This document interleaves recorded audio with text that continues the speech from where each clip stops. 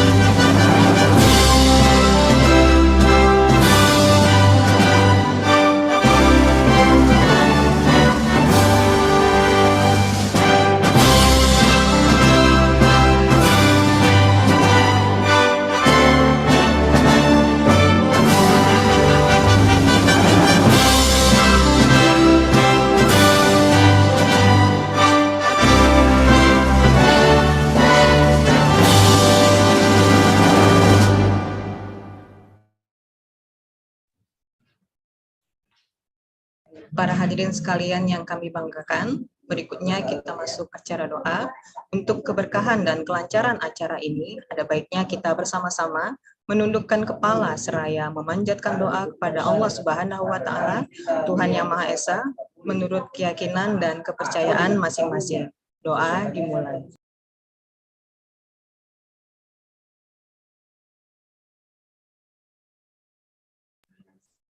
Doa selesai. Para hadirin sekalian yang kami banggakan, berikutnya kita masuki acara yang keempat, yaitu bimbingan dan arahan sekaligus membuka secara resmi kegiatan kuliah umum oleh Dekan Fakultas Ilmu Pendidikan Universitas Negeri Medan. Kepada Profesor Dr. Yusnadi MS, waktu dan tempat dipersilahkan. Terima kasih Bu Lola. Assalamualaikum warahmatullahi wabarakatuh. Selamat sore, salam sejahtera bagi kita semuanya. Yang pertama, yang sama-sama kita hormati, Ibu Dr. Widya Karmila Sari Ahmad MPD, Ketua Umum Himpunan Dosen Pendidikan Guru Sekolah Dasar Indonesia. Yang kedua, tentu kita sampaikan hormat kita kepada Bapak Pak Ahmadi Eskom PSD. Beliau sebagai Sekretaris Umum Himpunan Dosen Pendidikan Guru Sekolah Dasar Indonesia.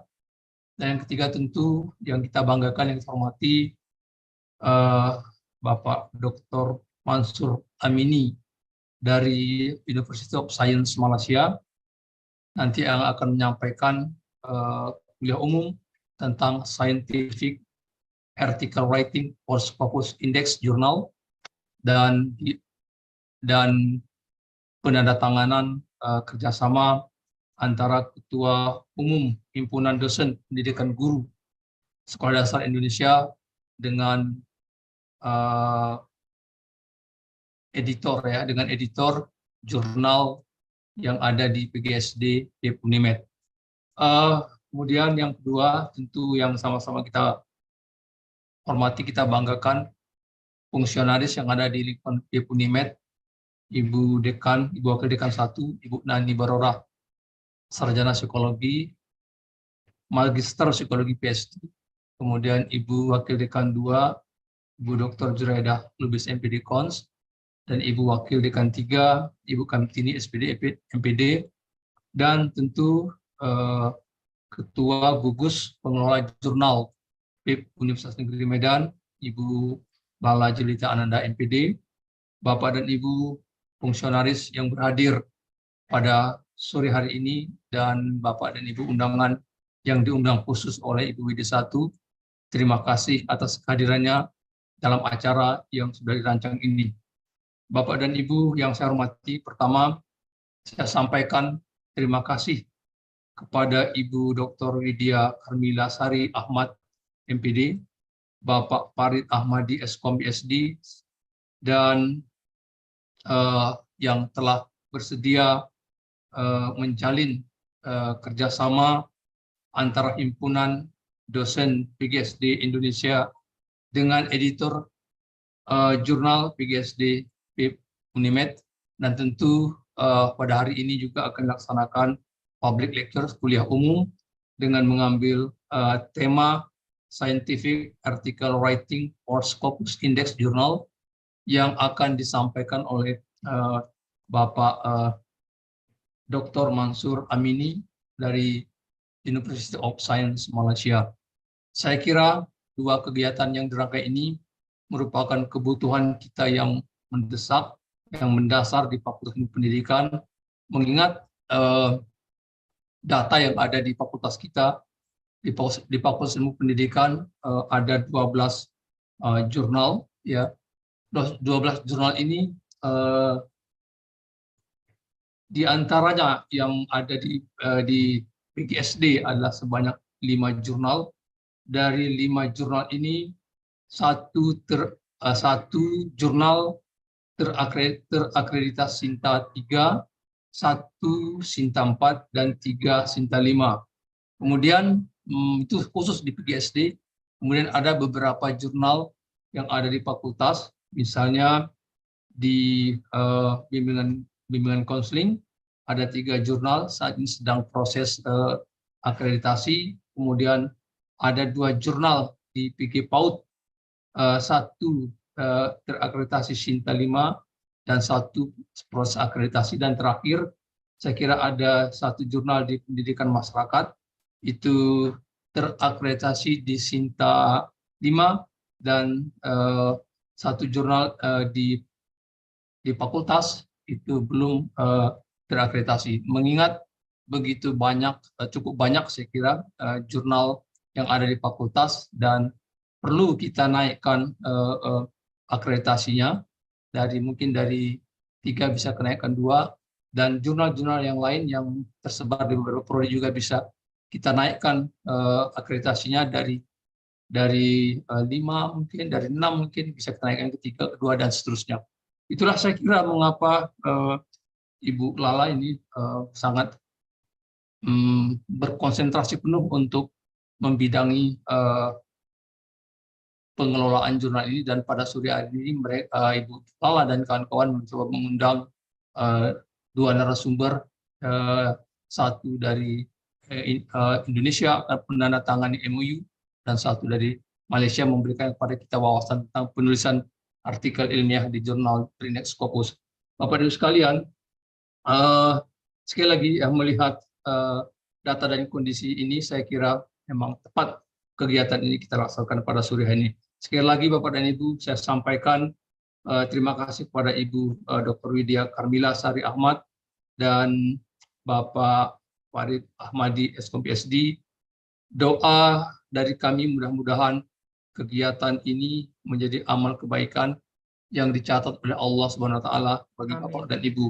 Kemudian Bapak dan Ibu, setelah penandatanganan MOU nanti akan diteruskan dengan kegiatan yang saya kira punya keterkaitan kegiatan yang pertama dengan kedua, yaitu tentang kuliah umum, ya, dengan mengambil tema yang saya katakan tadi, Scientific Article Writing for Scopus Index Journal, dengan mendatangkan keynote speakers Dr. Mansur Amini dari University of Science Malaysia. Bapak Ibu sekalian, saya berharap kegiatan kita pada sore hari ini bisa kita ikuti bersama dengan baik dan mendapat manfaat bagi kita semua, terutama dalam pengelolaan jurnal dan penulisan artikel di jurnal yang Trinex Scopus.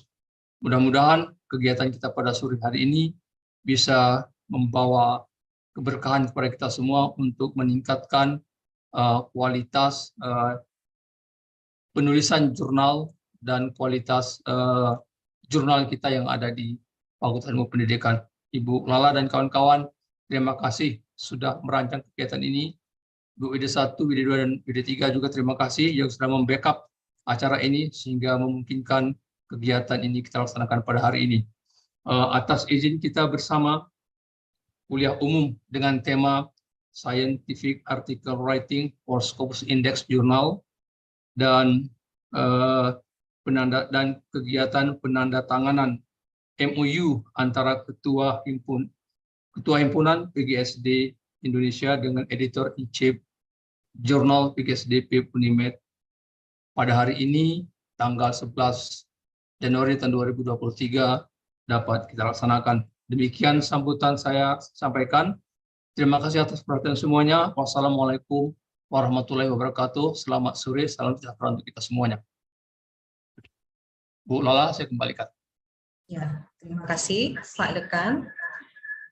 Para hadirin sekalian yang kami banggakan, kita masuki acara yang kelima, yaitu kata sambutan dari Ketua Umum HD PGSDI, yaitu oleh Ibu Dr. Widya Karmila Sari Ahmad MPD. Kepada Ibu Widya Karmila Sari Ahmad, waktu dan tempat dipersilahkan. Baik, terima kasih banyak Ibu Lala. Oke, mohon izin Bapak Dekan. Baik, bismillahirrahmanirrahim. Assalamualaikum warahmatullahi wabarakatuh. Selamat siang Bapak dan Ibu, salam sehat selalu, salam sejahtera. Alhamdulillah hari ini kami dari Himpunan Dosen PGSD Indonesia diundang untuk menghadiri kegiatan public lecture dengan judul Scientific Article Writing for Scopus Index Journal, dan sekaligus Pak Dekan, Pak Prof. Dr. Yusna DNS, kami akan melakukan penandatanganan MOU antara HDPGSDI dengan jurnal di lingkungan PGSD FIP UNIMED. Terima kasih atas kepercayaan kepada kami, dan tentunya keberadaan jurnal yang ada di lingkungan PGSD FIP UNIMED akan menambah barisan jurnal yang sudah ada di website kami di Himpunan Dosen PGSD Indonesia, dan itu tentu sejalan dengan kebutuhan teman-teman dosen bukan hanya di lingkungan PGSD, Pak Dekan, tetapi juga teman-teman dosen yang lain, karena seperti yang kita ketahui bersama, dengan aturan yang terbaru ya, Prof. ya, Pak Dekan, ada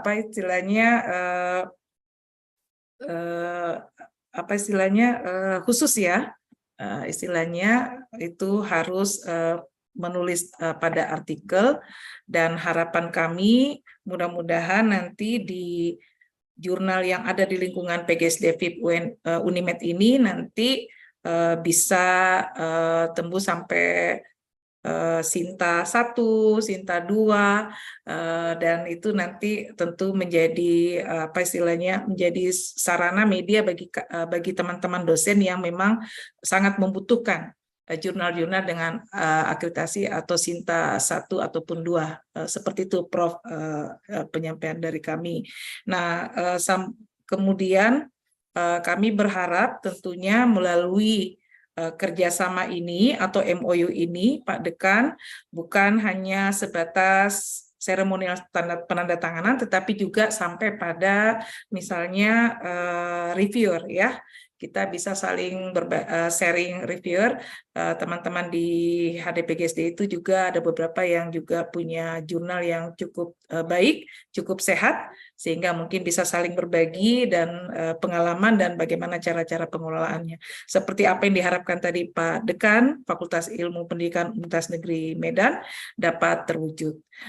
Sekali lagi terima kasih dan mudah-mudahan apa yang kita lakukan pada hari ini, sebagaimana yang disampaikan tadi oleh Pak Dekan, itu menjadi amal bagi kita semua, dan tentu ini akan berkontribusi nyata besar kepada kemajuan pendidikan di PGSD secara khusus dan pendidikan di Indonesia secara umum.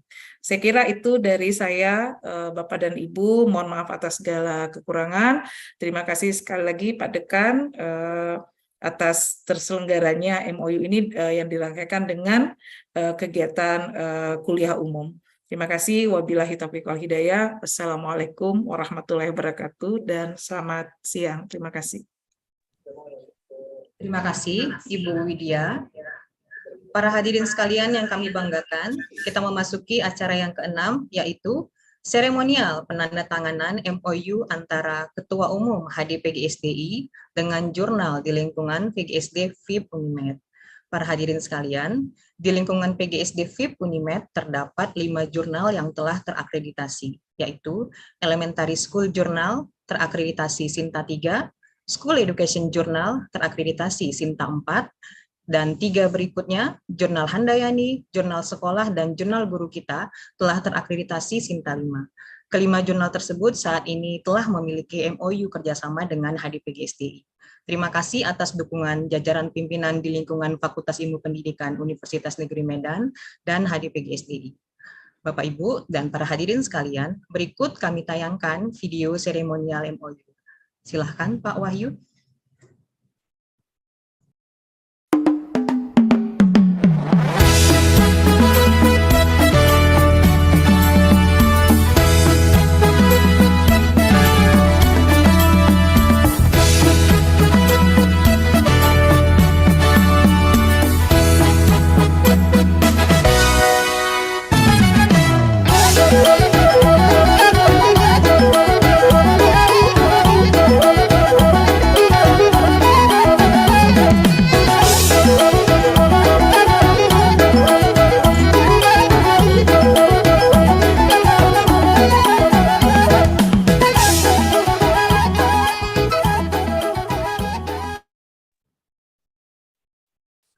Baik, para hadirin sekalian yang kami banggakan, berikutnya adalah penyerahan sertifikat apresiasi kepada Ketua Umum HDPGSDI, Ibu Dr. Widya Karmila Sari Ahmad MPD, dan Sekretaris Umum HDPGSDI, Bapak Farid Ahmadi Eskom, MKom PhD. Terima kasih kami ucapkan atas dukungannya terhadap jurnal di lingkungan PGSD FIP UNIMED. Dipersilakan kembali kepada Pak Wahyu.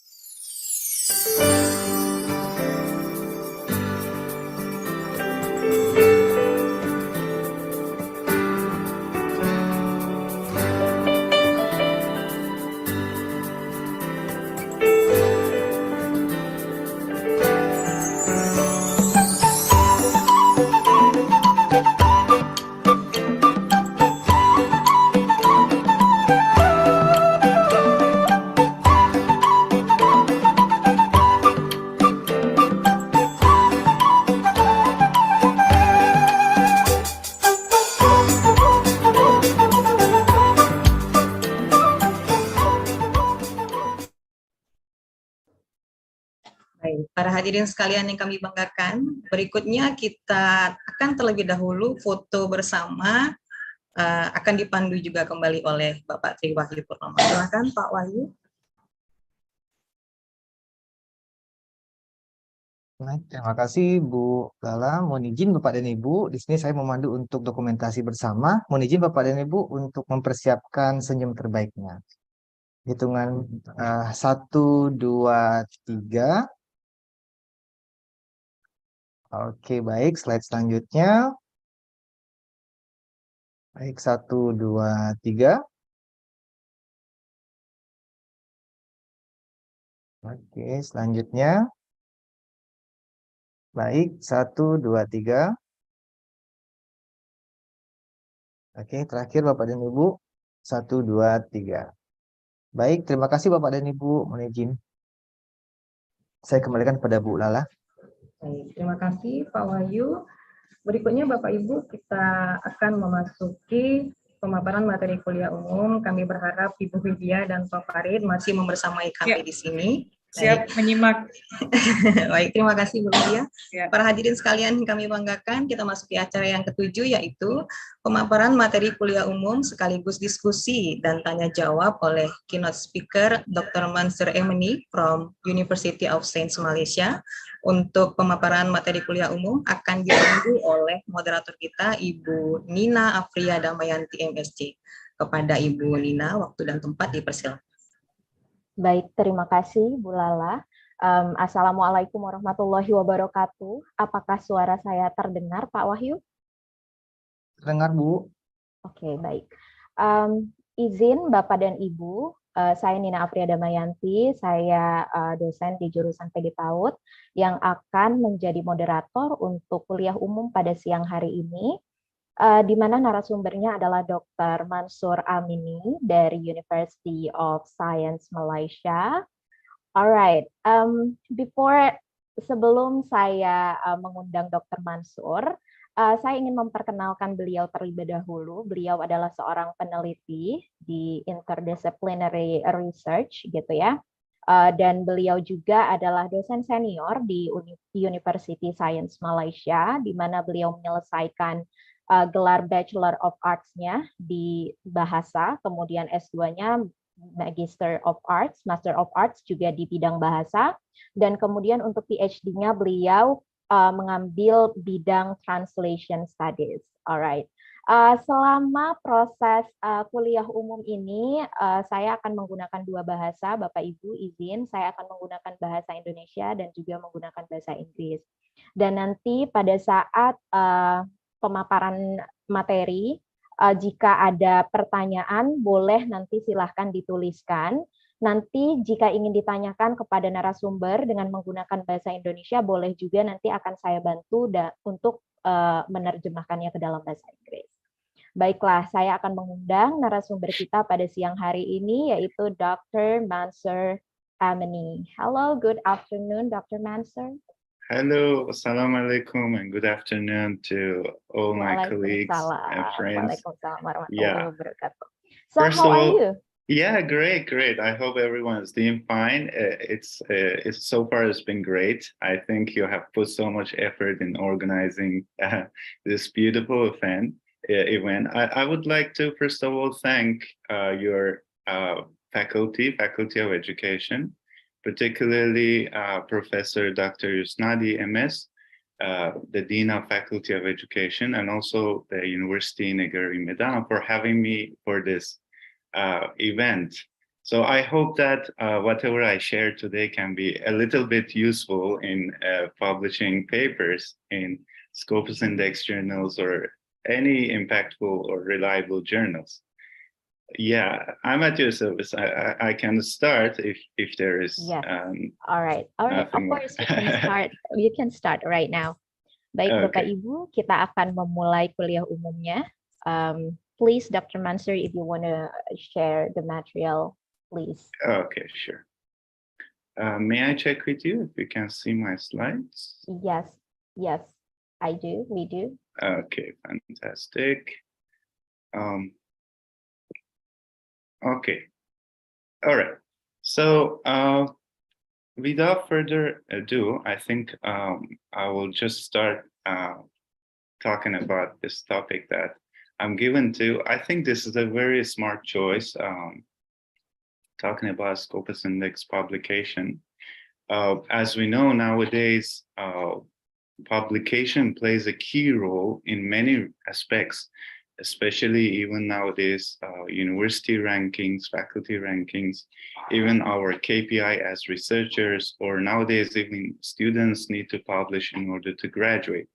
So Scopus Index publications are impactful in the sense that most of the data, the data that is captured by the database is assure that the quality is met and it follows many merit criteria, I would say. So the difference between the Scopus and ISI indexations, I would say the biggest difference would be in terms of the number of citations, and also the fact that they are being handled by different companies. As you know, Scopus is being handled by Elsevier, and that is Elsevier logo you can see on the right side on the top, while ISI is being handled by Clarity. So generally, Scopus index publications would have higher citations, particularly in social sciences and humanities, and I can add education or language studies and all that. Since I come from language background, but I mean, I've been doing interdisciplinary research, but my main area is language. So I've seen that Scopus index publications have got more citations compared to ISI index citations. So before I start going through the materials related to writing itself, I would like to highlight the importance of checking the validity of the journal before we do anything. I mean, before submit to that journal or before going further. Okay, of course, the main website to check the reliability of the journal is the scopus.com itself, but there is also another website called SIMAGO.jr or SIMAGO.jr.com that we can also check whether a journal is indexed in a Scopus or not, right?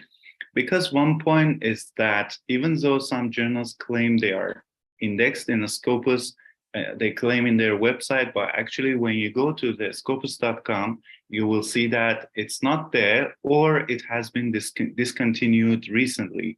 This is a major risk that I've seen some students, especially the novice researchers, go through. After they publish, they notice that, oh, this was discontinued in a Scopus in 2021, for example, or 2020, right? So they wouldn't get any credit for that Scopus index publication because the journal is not in the list anymore. So I think before doing anything, it's very important to check this, the validity of these journals. That means the name, ISSN number, the editor name, everything, to check that there is a valid and reliable information on the website. So first of all, I'll talk about the general considerations in,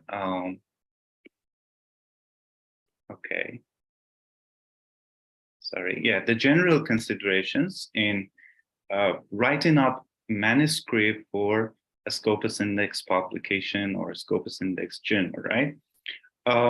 Because when we are talking about Scopus index publication, mainly we are considering the quality, right? We want to improve the impact and the quality to the maximum.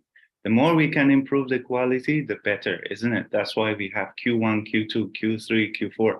So that quartiles, like Q1 is the highest, that means the best one, the best in terms of quality, number of citations and all that. But how to increase or enhance this quality?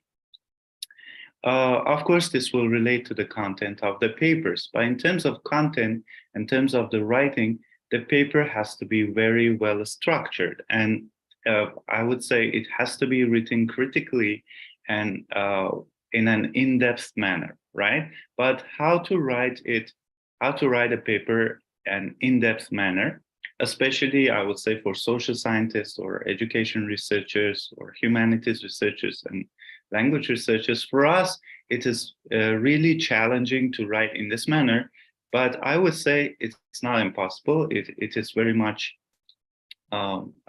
feasible.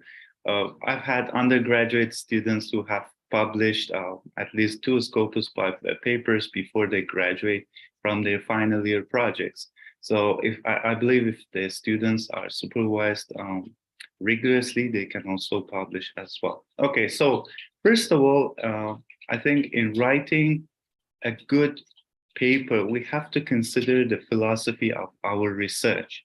I refer you to John Creswell's book, he has, as you know, he has many research methodology and design books, but he also discusses this so-called worldview or philosophy of research. For example, whether our philosophy is to prove something, to test something, or whether our philosophy is to generate a theory or to produce a theory. We know that our philosophy is going to also determine our research design and research methodology, right? Like in my example, if we want to test or examine something, obviously we have to go for a quantitative method or design. On the other hand, if we want to generate a theory, we usually go for the qualitative aspect. So for different types of research, of course, there could be and there should be different philosophy, because the 4 types of philosophy that we have, and I think I won't have time to go through each of them one by one, but at least talking a little bit in our paper about the philosophy of our research or the worldview of our research would be good enough. So second is the link between philosophy, methodology, and design. So why is it important? Because actually these 3 factors are interrelated, are interwoven. In other words, the reason we choose our design is dependent on our philosophy, and the reason we choose our methodology is dependent on our design and philosophy as well. Likewise, this relationship is, I would say, bilateral. They are interconnected.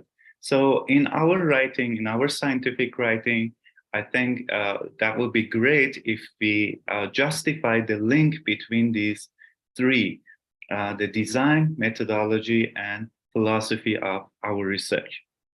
I may add here that, as I said about the word impact, right? We are looking for impactful research in Scopus Index journals or even ISA Index journals. What they mean by impact, which I will talk more towards the end. I will mention a few points about IR or SDGs and so on. But in terms of the content, in terms of the coherence and the logic of our writing, it is very important to really link these theoretical underpinnings, such as the philosophical or the worldview matters, into research and research design and methodology, right? The next consideration is about identifying the gap. This is another factor that contributes to our quality of paper. How? Because I can say there are millions of the gaps out there, right? There are so many research problems, so many gaps out there.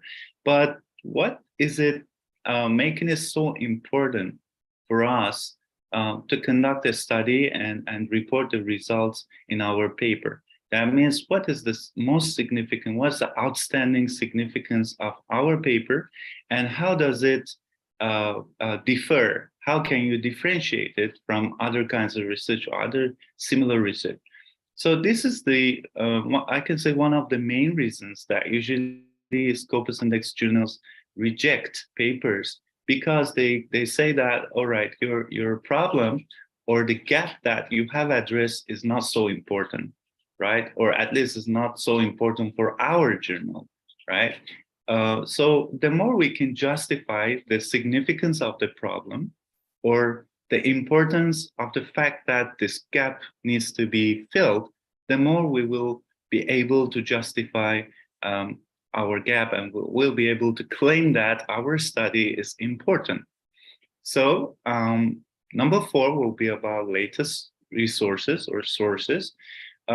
Sometimes, I mean, this Scopus Index journals would also reject papers on the basis that the sources are old, right? But what do we mean by old when we claim it's old?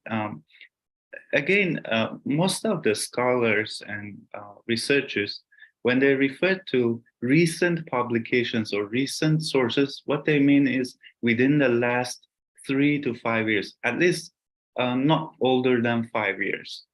And the reason, again, is because of the number of citations considered by Elsevier and Clary. So that means, in other words, we have to use the latest resources. possibly not older than 5 years in our writing. But sometimes I would say it's not really possible to avoid using some of them, especially, let's say, for definition of the terms or for some theories that are old. That one is okay, but in terms of reporting the empirical results of the previous studies, we have to stick to the latest ones. Number 5 will be about refinements to the journal standards, format, and scope. This is really important. Again, I've seen so many papers being simply rejected as so-called desktop rejection because of not meeting the scope, for example, right? So what we can do before we start writing, we have to go through the website's scopes. That means what are their specific areas, what do they publish in, and sometimes they have issues and or even special issues that we can fit in those special issues, or the limited number of special issues that they offer during a certain years. So of course, formatting and the standards are, I would say, very important. We have to follow those formats so that our paper does not get rejected because of these issues, right? We put so much effort in coming up with a paper, and then we formatted everything, then we sent to journal, immediately rejected. Why? Then because the editor-in-chief decides that your paper does not really fall within the scope of that journal. Even though you might say, okay, this journal name is education, my paper is on language teaching, so how come not related? So you have to, we have to go through their archives, actually, right? We can go through the archives of the published papers and see what is their popular topics, and does our paper really fall into that kind of scope? Another tip that I can give based on my own experience is choosing a journal before start writing, right? So basically the 6 steps that I have summarized and listed here is about the notes or the points that we have to consider before start writing. What it means is like we have a topic in mind, and we want to eventually publish it, but we have to choose the journal before we put our ideas on the paper. The reason is most of the journals, especially ISI and Scopus Index journal, will have a specific style that they would want you to follow, specific format in terms of the organization, structure, and also style. Not just, I don't mean just, the frequencies of the sections and subsections. In terms of the scientific way that for example, the data is reported, or the sections are organized, and the logic of the flow of the information is presented. So it seems a bit far-fetched when we say choose a journal before start writing. That might even sound a bit awkward, but this is what the researchers nowadays recommend. If we can do it, that will be ideal. Okay, this diagram from Crady 1998 about the basic elements of research process, right? So in our writing as well, in our scientific writing as well, these procedures somehow need to be reflected too. Epistemology, that means our philosophy of doing that research, and the theoretical underpinnings, the background, the theoretical background and all that, followed by methodology and the specific method that we use. For example, if you use quantitative research design, then we use what kind of quantitative? We use experimental, non-experimental. If it's non-experimental, for example, we use surveyal. So on the other hand, if you use a qualitative research design, then we use interview or observation or document check or this kind of methods. So based on all these, procedures, we have to link. The link is very, very important. those of you who have reviewed papers or you have submitted papers, you have seen this comment that there is no link between the paragraphs. There is no link between the sections, for example. What they mean by link is this logic. That means the paragraph 1 does not connect logically to paragraph 2. Likewise, in addition to the paragraphs, the whole idea needs to be connected. That is what in language, in English, we call coherence. That means the link, the logic, the flow of ideas that are coherent in a text. Okay, these are some, I would say, tips or points about identifying the gap. Earlier, I mentioned about the significance of the research problem and identifying the gap, and why is it so important? Because obviously, this is the reason you are conducting the study, right? Otherwise, why would we need to conduct a study, and why would we need to report it? So writing the gap, writing the problem statement is extremely important. And these are some of the points that we can consider, like we need to definitely conduct a very good literature review, thorough literature review before we start writing. We use reliable and updated sources. We focus on a narrowed down, a very niche area, right? Niche topic. That's a gap. And also justify why the gap is important. We have to write it down. We cannot actually assume anything. That's the problem that I've also faced a lot when I review papers.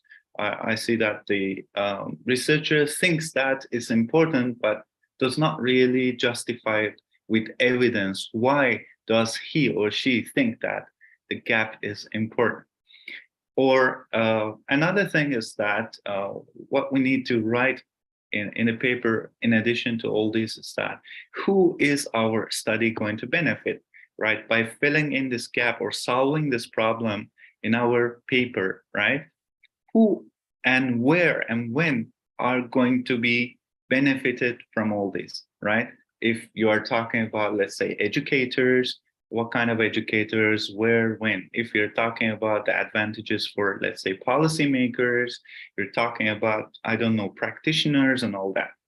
So all these actually will also contribute to the impact or the quality of research as well, right?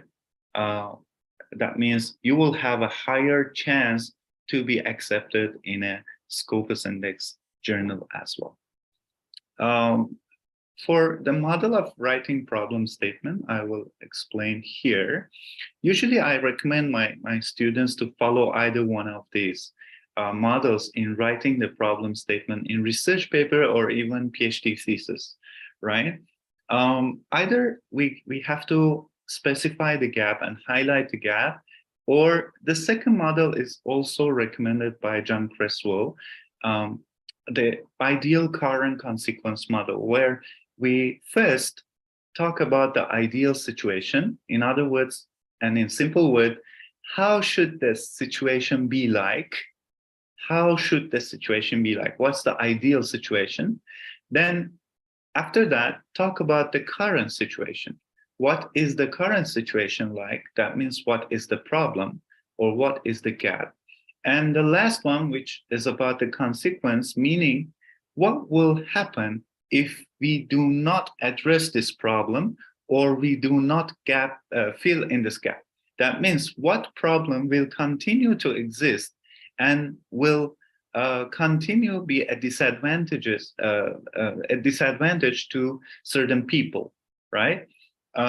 So I think this is a very systematic and organized way of, I would say, writing the problem statement in any paper. And I think we can apply this in thesis and dissertation writing as well, right? Ideal current consequences. Okay, now moving on to more specific discussions on writing for publications, right? When we talk about scientific writing, scientific approach in writing, what we mean is basically following the standards in such a way that our writing is first systematic, right? Systematic, that's very important. That means it follows a proper system. It is measurable, it is justifiable, and it can be proven to be right or wrong. That is what we mean by scientific, right? Because as we know, science can always be approved or disapproved. When there is a new version, a better version of science, the older versions go away, right? So, and another thing is that in science, we always need evidence in order to prove anything. Likewise, when we apply this in writing, what do we mean by evidence? Evidence for us is the previous studies, right? The publications from the previous authors, or the examples from realistic and authentic scenarios, right? That means if we can rely, I mean, mainly we should rely on the external sources, but especially in our fields, humanities, social sciences, education, and all that. But perhaps in more experimental kind of research and natural sciences, because they have to work in the lab and all that, they use a different approach. But overall, I can say what relates to us mostly is talk with evidence. That means in the writing, do not include any major claim without any support or evidence, without any citation, or without, anyway, some evidence, right? That is extremely important. And also another thing is about the objectivity. That means we follow a fair and unbiased style of writing. Okay, let's say we're conducting a research, we have conducted research on, let's say, some ethnic issues, or I don't know, religious issues, or minorities and all that, right? So we cannot be subjective. We cannot support. We cannot say that, or we cannot write in such a way that falsifies our judgment, basically. So the judgment is purely and only based on the evidence from the research and the valid and reliable information that we have included in our writing. Needless to say, any scientific writing for Scopus and ISA index publication has to be very clear.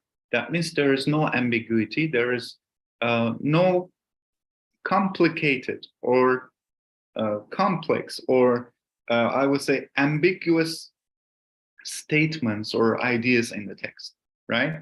Of course, this doesn't mean that we write like a child. It means that there is, I mean, the line of thinking and the line of presenting our logic is very straightforward. It's a very, very straightforward. We don't need to use so many fancy words, talk so complicated, make it so complex. No, in fact, research is a very simple procedure that we also have to follow that. Because, I mean, sometimes the reviewers get confused, right? Either because of the language, even though the language is very grammatical, but you may have double or triple interpretation when you read the same sentence, right? So this is something that we need to avoid in scientific writing, in writing for impactful journals. Also, next is about the validity and accuracy.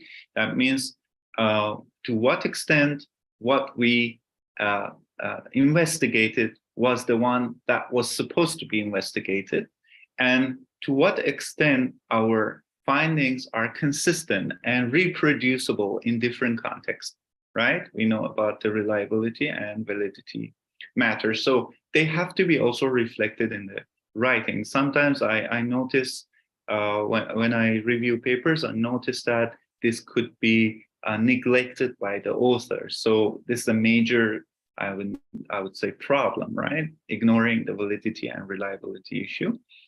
And the last one is about the overall reasoning approach that we have in our writing. This will again relate to our philosophy of research.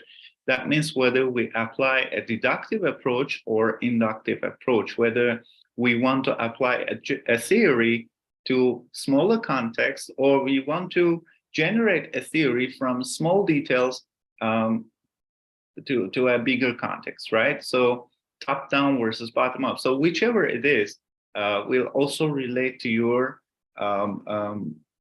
context and also to your research design and method. As you know, in, let's say, quantitative studies, because we usually test a model or test a theory and so on, we usually use deductive approaches. That means we have a theory, we want to verify that theory is applicable, for example, to our class students, right? So that would be deductive. On the other hand, let's say we interview, let's say 15 students or teachers, right? And then we come up with a theory from this analysis of the results. So this will be inductive. That means our philosophy, our way of thinking, our way of reasoning is inductive, is bottom up. That means we want to generate an idea. So what I mean is all these factors need to be considered in the writing, in the scientific writing, to make it very systematic and to make it very reasonable and also objective. Okay, so here is a screenshot from this website, academicenglishuk.com, which I found interesting because I believe if we can follow and obey these, these features and we use them properly and appropriately and accurately in our writing, there shouldn't be any syntactic or grammatical issue in our writing. Of course, our writing, first of all, has to be very grammatical, right? Has to be very, the structure has to be correct. Follow the standard English if you're writing in English. If you're writing in other language, likewise have to follow those standards, because we do have Scopus Index journals published in non-English as well. So anyways, this is a list. Obviously, we can't go through all of them now, but I just wanted to raise awareness on these factors, like the lexicon, the vocabulary that we use, the referencing, the style that we use, such as if we use APA style, we should try to follow the latest version, APA 7, or if we're supposed to use other styles, manual, like Harvard or Michigan and so on, then we just follow that. The way we use referencing in text or in text, or the kind of skills that we need for writing as well, right? For example, for quoting, citing, paraphrasing, summarizing, right? Or critical writing or arguing points and all that. So these are the main areas. So you can just visit this website, and I think it's free websites, at least from my observation, was mainly free. That would be good for students. So moving on, in terms of the usage of English, based on my experience dealing with many papers that I've reviewed, usually the mistakes or the errors happen in these levels, actually, or in terms of these components, right? Either because of subject-verb agreement. Of course, here we are talking grammar, yeah? So subject-verb agreement or modal verbs, the way they use can, should, must, right? A quick tip, we cannot use such strong words unless we are really, really sure about them, right? We say the researchers must do this, the teachers must use this strategy. You know, when you say must, that means there is no other choice. You know, this is like a very, very strong claim, which is hard to justify. So in writing scientifically, we have to be very careful in using these modal verbs, right? Can, could, should, would, this kind of words. The use of short forms, in which we are generally advised to avoid using short forms, like instead of he has not, we can't say he hasn't in writing, in academic or scientific writing. We have to use the full forms. But sometimes we have to also use abbreviations. So when we use abbreviations, we need to use the full version first for the first time, and then only use the short form or abbreviation onwards.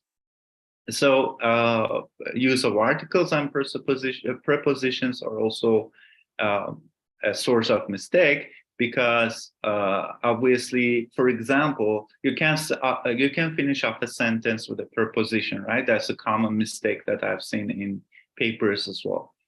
Or nominalization of the verbs, the next one. That means we can use nominalization to actually shorten our writing as well. Because in scientific writing, they're gonna tell us write very concisely, right? Concise. So instead of saying, for example, we had a discussion or they had a discussion, we say we discussed, they discussed. So you can see we save 2 words here. So usually reviewers of good journals don't like this style of, talking too much in writing so many words when you can say it in shorter way.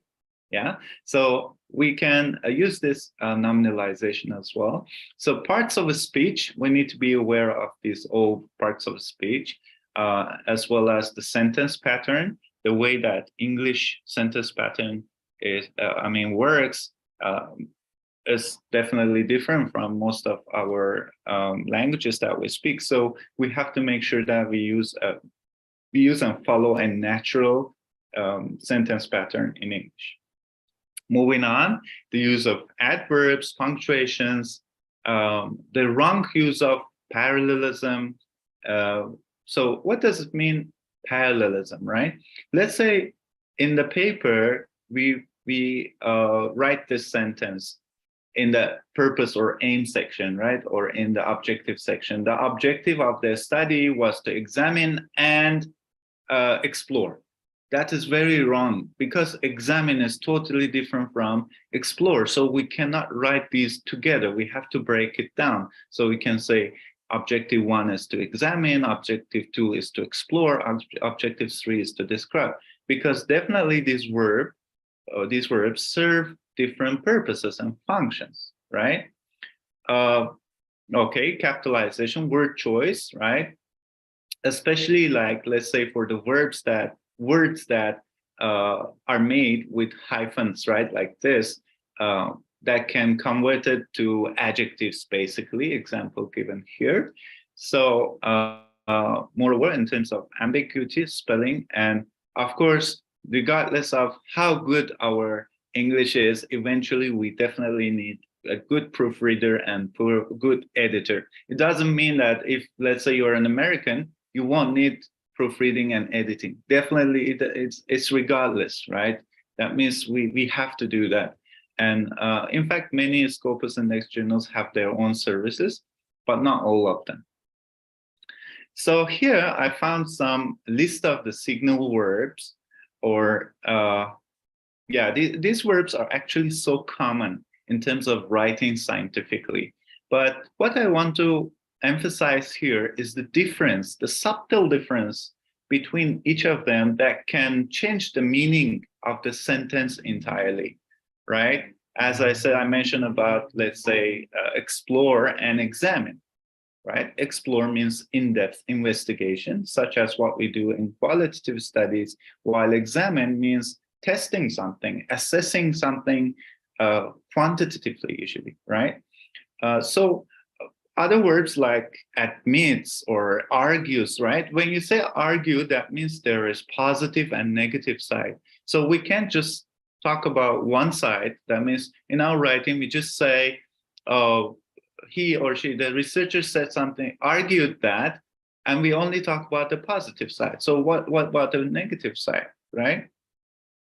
Or as you can see the others, this is just a list, and this list can be very long actually. Just want to share with you how these verbs can be very, very important when we report, and or also we talk about literature review, or we write our introduction and all that, even our discussion conclusion, right? The accurate use of these verbs are extremely important. Okay, so moving on, another important point is about the use of voice. Okay, in social sciences and education, humanities, yeah, we are encouraged to use the active voice, like, I conducted, especially let's say we are conducting an ethnographical study, right? or a case study where the researcher is really involved in the scenario and all that. But in experimental or analysis-oriented kind of research, right? They are encouraged to use passive voice. That means instead of saying, I conducted the study, I collected the data, we say the data was collected, the study was conducted, right? That is to say that the reason and the logic is using passive voice, we emphasize the action rather than the subject. So the data was collected. We say the data was collected instead of saying I collected the data. So their justification is, of course, we know you collected the data, right? So it's somehow redundant to put the subject at the beginning, because what matters is the action. So overall, what I can say about the voice is that if our study is experimental, we have treatment, we have experiment and all that, we better use the passive voice with the past tense, just like the examples that I gave you, like the data was analyzed using SPSS and all that. But on the other hand, we can also use active voice, especially for qualitative studies and non-experimental studies. All right, this is a very useful and interesting website for you. Again, it's a very free, it's totally free website. So you can just look at it, and especially for students, I always recommend this website, Manchester Phrase Bank. So perhaps later I can open the websites and show you if we have some time, but you will get to use like how to use the verbs accurately. Like you want to describe, you want to report the data, you want to summarize some studies and all that. Yeah. So this website will give you this opportunity. And let me see if I can open it from here. Yeah. Okay. It's already here. Maybe I can show you quickly. All right. So let's say you are writing your paper, you're not sure how to be so critical or how to classify and list, or another problem is that we keep repeating the same phrase, that's not so good. Or we want to compare and contrast, but we don't know how to use or what phrase or words to use. So this website will give you very good and simple guidelines, like you see the ready-made phrases for you that you can simply use to write your paper, and just you need to fill in those blanks, right? Whatever your variable is, or the context that you have, or in order to give example, you see. So different ways to exemplify information as the main sentence, right? So instead of always saying an important, you can say useful, classic, notable, known, well-known, right? Or reporting cases as support and all that. You can see there is basically everything. So I usually would recommend these websites, and I think it's a very reliable one. Another point is about the use of style manual, that we have to be very accurate in terms of using the manual. Like we usually, for me as interdisciplinary researcher in social science education, I usually use APA, but there could be others as well, like MLA for language researchers, or Harvard, Michigan, and all that. So what matters is that we have to follow and be consistent. Yeah, consistency is the major concern in impactful journals. Likewise, always we have to check the similarity index, because journals, especially Scopus index journals, will have a very low similarity index tolerance. That means perhaps they're gonna allow you 5%, 10% of similarity, right? As you know, we have two major, at least I'm familiar with two major softwares or databases for similarity check. One is Authenticate and another one is Turnitin. So it depends what institution you are from. So usually they have subscription to either one of these. So anyway, we have to keep the similarity index to the minimum, right, in our writing. And how to do that? Obviously, paraphrase can help us a lot. Paraphrasing can help us a lot to minimize this similarity index. Some people say, okay, how many percent is allowed? I would say it's different in different journals, and even different universities have various standards. But I have seen around 15 to 20%. Some very strict journals can go to 10 or even 5%, right? It depends on the journal itself. So we just have to be aware of this and try to really use your own words so that this similarity index is low, all right? So that we are not accused of plagiarism or copy pasting from other people. Next point is about the font size. Even though this very simple and small matter, right? But I have seen papers rejected for these minor mistakes, right? The font is not consistent, or the color is different, or this kind of very, very minor mistake. The reviewer, if you get a hard review, I would say harsh reviewer, they will probably reject it. I mean, to me, it's not harsh because actually it shows how much we cared to check and recheck the manuscript before we submit it, right? So in a way, they have their own logic as well. Next one is about the American and British style of writing. As you know, American and British accents could be different in terms of writing as well. I mean, in terms of spelling, especially, right? You know that some verbs in British could end in ISE. Let's say summarize ends in ISE, while the American style ends IZE, right? So we have to make sure that first we follow what the journal asked us. That means if they follow American style or British style, we just follow that. If they did not specify, we can go for either one.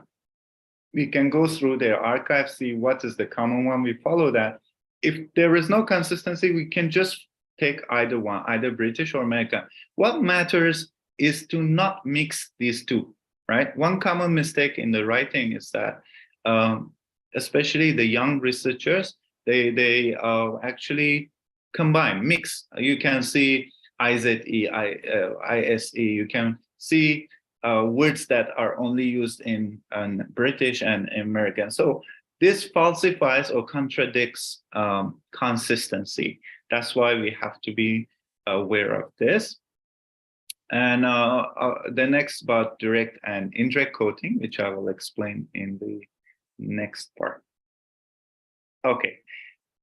Earlier I mentioned that we have to create a link, right? We have to link our ideas in the text.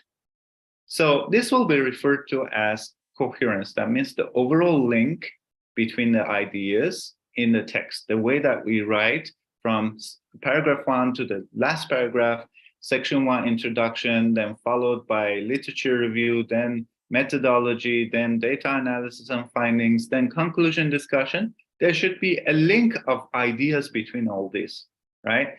The ideas move smoothly from one to another. I can put it this way. Yeah, the flow of ideas is so smooth and is so logical from the beginning to the end. So that would be coherence, and cohesion obviously is at the sentence level, which we usually refer to as grammaticality, right? Like subject word agreement and all these kind of features. So basically in scientific writing and academic writing, we also need to pay so much attention to these two factors. All right, here I have a point about appendices, because as you know, the Scopus Index journals usually have limited number of words that allow you to submit your papers. Like let's say 5,500 or 6,000. I have not seen any journal that will accept more than 8,000 words. I mean, there are exceptions, but that the common is between 5,000 to 8,000. And as we know, the quantitative papers usually have less words. They are expected to be around 5,000 to 5,500 words. While the qualitative papers, because there's so much of word analysis, is allowed to have around 8,000 words maximum, right? So that's why some of us might face this problem or challenge in summarizing or cutting down the word numbers. So one way to do this is actually bring some of the information to the appendices, but please take note that we cannot simply take out any information from the body of the text and bring to appendix. What we're supposed to bring there is mainly, let's say, huge tables or screenshots or, I don't know, email communication. So instead of copy pasting the content of the email in terms of, words, instead of copying the words, you can copy it as a picture. So the word count is not calculated for you, it's not counted for you, right? So we need to really include only the main and important information and tables and figures in the body. Otherwise, we push it to the appendices, and also we try to keep the number of appendices to the minimum as well. Okay, so next I'll be talking a little bit about the types of writing, because each type of writing actually can help us in terms of scientific writing as well, right? For writing each section. For example, we have, let's say, problem solution essays, right? What's a problem solution essay? This is a kind of essays that obviously discusses a problem or a gap, and then the possible solution or the actual solution to that problem as well, right? So usually this kind of essays, this kind of writing will have this structure: situation, problem, solution, evaluation. The one that you see here, this is two styles of writing problem solution essays, which you can also follow this, minimize this, and include in your paper, especially in, let's say, reviewing the previous studies. Okay, so you have the block or you have the chain. That means you can have two options: either introduce, then problem one, problem two, then link them with a transition sentence, then solution one, solution two, and so on. Finally, one conclusion and finish. Another one, introduction, then problem one immediately followed by solution one, right? Unlike block where we first list all the problems, here problem one, solution one, problem two, solution two, until we reach the conclusion, in which we provide an evaluative statement of the writing.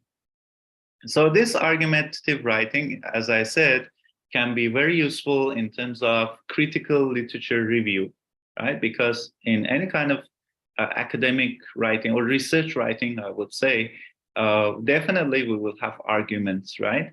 Like those who support a theory, those who disagree with the theory. So we need to, create a balance in discussing both sides, actually. Possibly, if we can, we're supposed to cite an equal number of references for the agree or disagree parts as well, possibly. It's not always possible, but if we can, that would be ideal. That's because of being fair, actually, right? That means 10 studies which talk about the negative side or disagree side, and 10 studies who talk about the positive side or agree side. So argumentative types of writing or style of writing could be of 4 types. It could be persuasive, or research or analysis, and personal essays as well. As you can see, some are related to persuasion or persuasive speech or personal opinions and all that. Obviously, this will be only relevant to qualitative research, right? When you are more, when you're talking about persuasion, that means as a writer, your writing is supposed to persuade the reader, right? That what you are saying is correct. So obviously, that can be achieved by the effective use of words, how we organize the words, how we choose the words and all that, right? So that's why it's more common in qualitative research.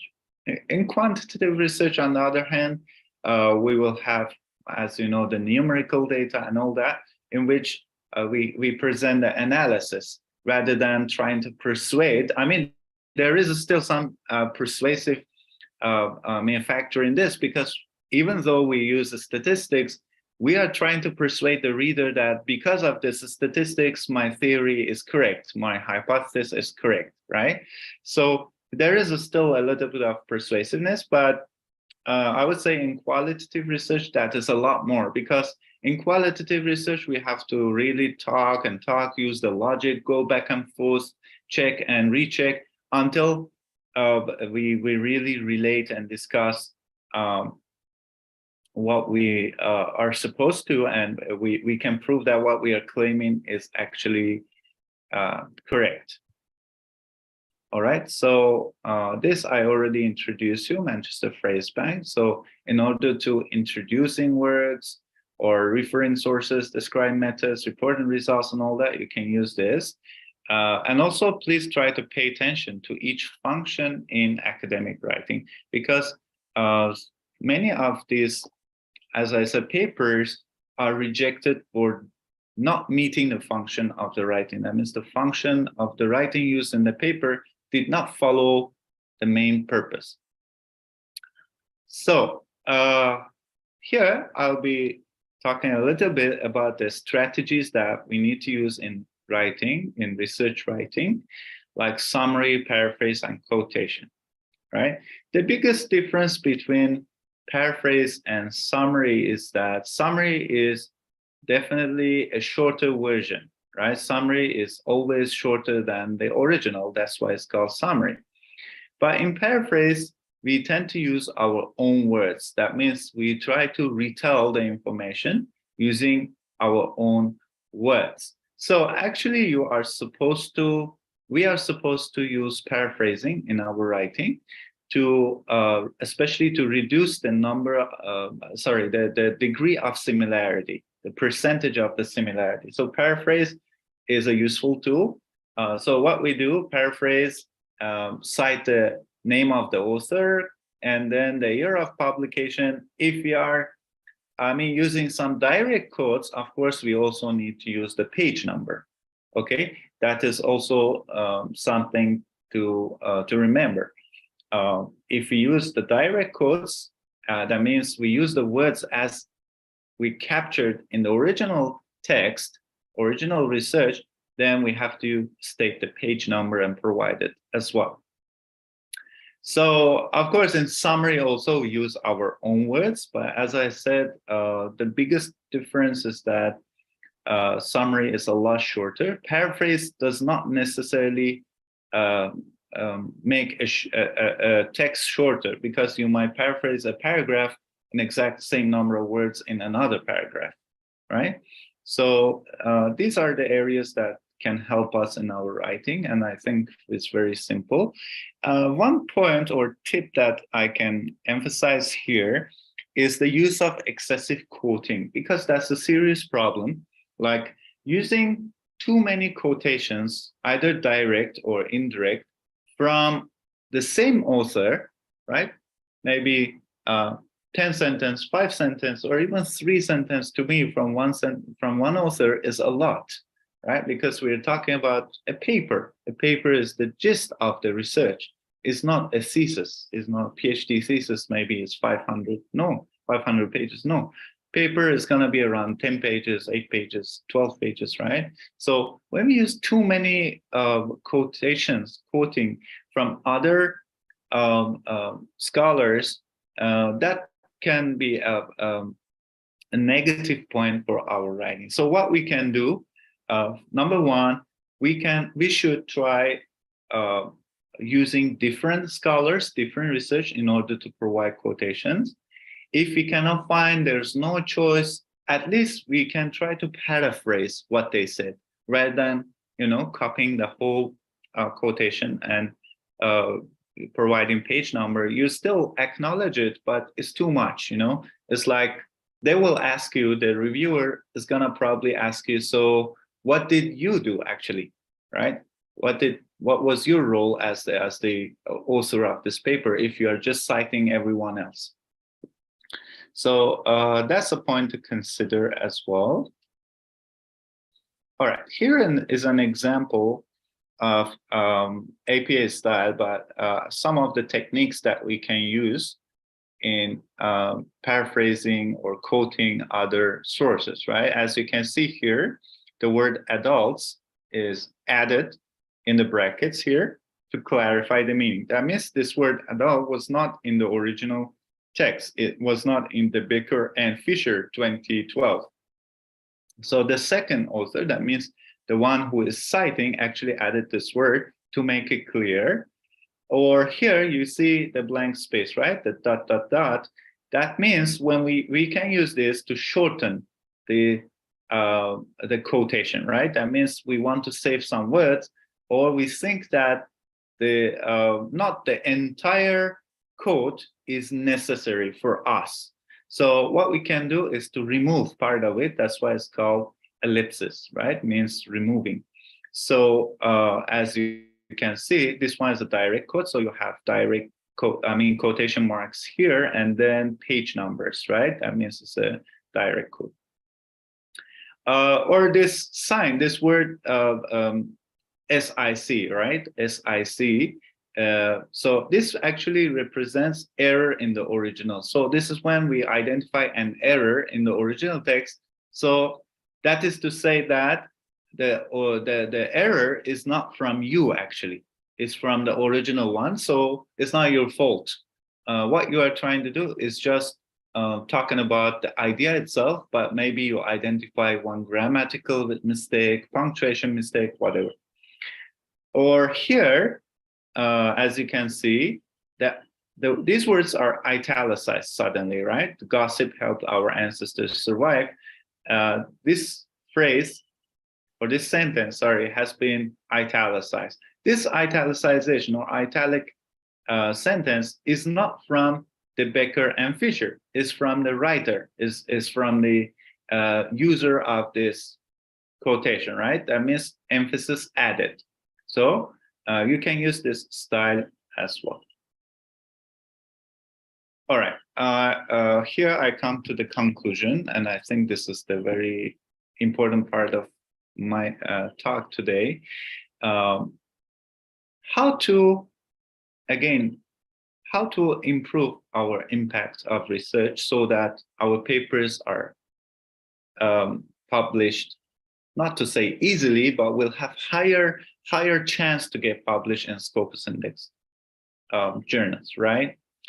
I would say if you're in the education line or even social science, right, especially education line, what we can do is to go for developing and or even validating. Like what? Like developing instruments, skills, questionnaire, right? Observation checklists, protocols, models, even courses and all that, sets of guidelines, manuals, instructions, materials, activities, syllabus, curriculum, right? Code of ethics, and so on.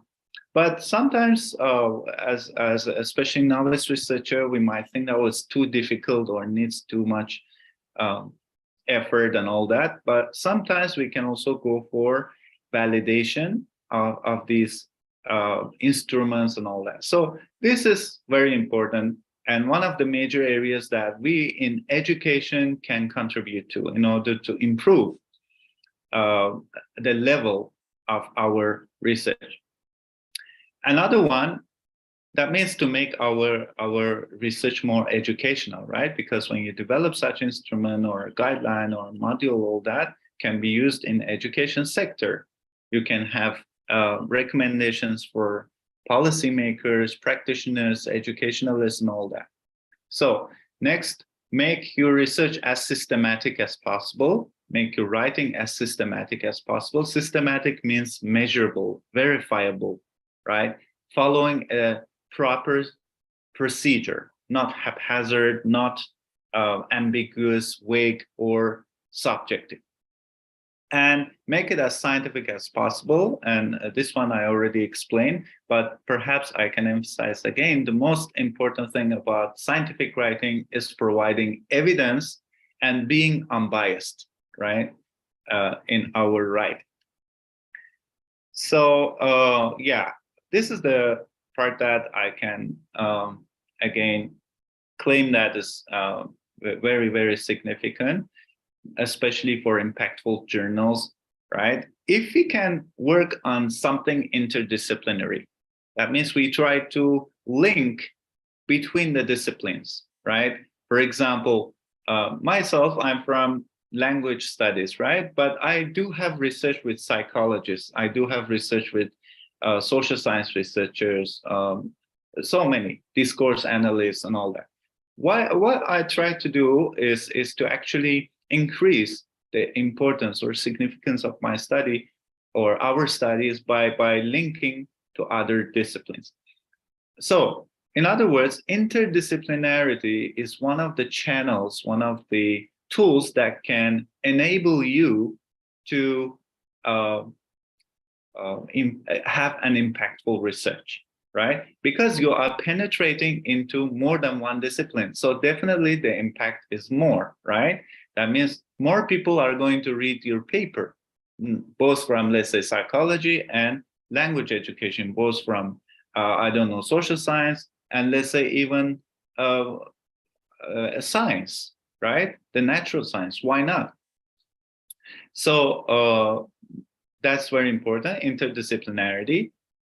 Okay, second one is about the role of sustainable development goals, right? We hear a lot about this as well nowadays, and applying any grants and doing research that sustainable development goals are really crucial in research, right? The role that research can contribute to SDGs and SDGs can contribute to research as well. There's one thing, but I think the most relevant one to us in education will be this SDG 4, quality education, right? That means what can we do to actually improve the quality of education in our country, in our university, our faculty, and all that, right? So, of course, you might think how these relate to our writing, actually, because eventually the topic that we choose and the way that we put that on the paper will stem from all these important factors, right? Relating our topics, technology or quality education, is also another added point, as another bonus. Last one, I would say, is about the industrial revolution, right? We know IR 4.0 was mainly about industrializing or making the nations high-tech nations, right? Meaning like bringing technology into society and all that. But IR 5.0 is emphasizing the role of humans. That means humanizing technology. So for those of you, especially the students who are not so sure what kind of topics they can choose in education, social science, and all that, I can suggest this, like, why not to focus on topics related to humanizing technology? It can be in anything, actually, right? As long as you are talking about humanizing technology. So that's a very advanced topic. And this kind of topics will definitely have higher chances in Scopus Index journals than, let's say, very old-fashioned kind of topics which does not really have much implication, right? So the better the implication of the research, the higher the chances of it getting published, obviously. And here is my final note, and I think we are reaching towards the end, because we are also gonna have a QA session. So how should research writing be like? Okay, number one, research writing and research itself must be very rigorous, right? But what does it mean rigorous in terms of writing? That means we strictly follow the style, we strictly are scientific oriented, we write only based on evidence. We are unbiased, objective, and all that, right?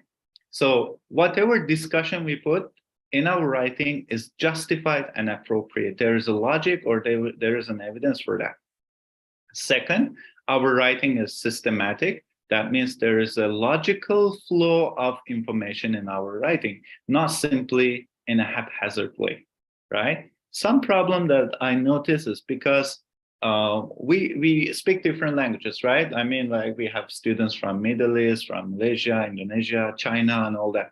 So everyone is speaking different language. So when we want to write, we think in our first language. So that is actually contributing negatively to our writing in many cases. So what we can do, always think in English before writing English, and try to organize your ideas and logic in a systematic way.